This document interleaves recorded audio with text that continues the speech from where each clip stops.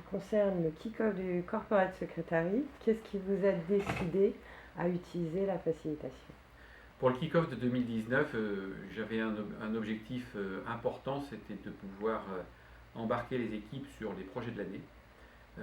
Et faire appel à la facilitation permettait à la fois d'avoir une approche qui soit innovante, d'amener de la méthodologie et de pouvoir créer du lien entre les équipes.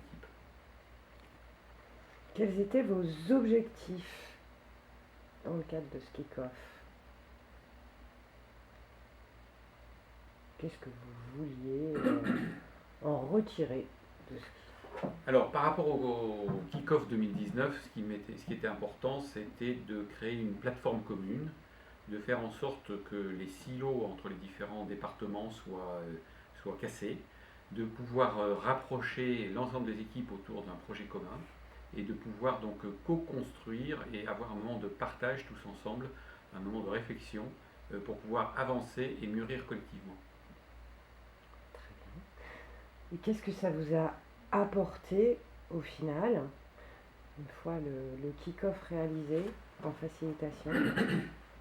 Alors le kick-off a été un vrai succès, hein. On a pu engager 150 personnes autour des projets de l'année, mais on a pu aussi engager 150 personnes autour d'ateliers de réflexion, où chacun est venu pour apporter son regard et créer du lien entre son métier et la vision de l'entreprise. Donc moi, ce qui m'importait à travers cet exercice, puisqu'il y avait une nouvelle ligne directrice qui était présentée pour le Corporate Secretary, c'est que chacun, dans son métier, puisse se rendre compte qu'il avait un rôle à jouer et comprendre le sens de son travail par rapport à ce qui est la stratégie du groupe.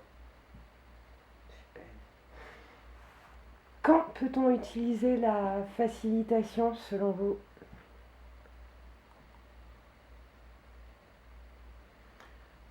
Alors, utiliser la facilitation, ça peut se faire dans de nombreux cadres.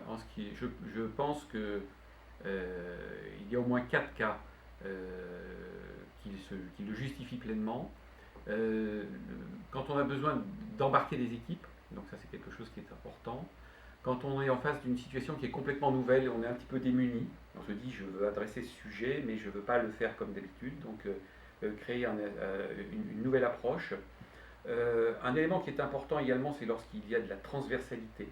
Lorsqu'on est soudainement, on met autour de la table des personnes qui n'ont pas nécessairement ni l'habitude, ni la connaissance pour travailler ensemble. Et enfin, un dernier cas auquel je pense, c'est les situations complexes. Donc on peut se retrouver dans certains cas, dans des situations où il y a un peu de difficulté de communication, des blocages, des grippages, du manque de compréhension des uns et des autres.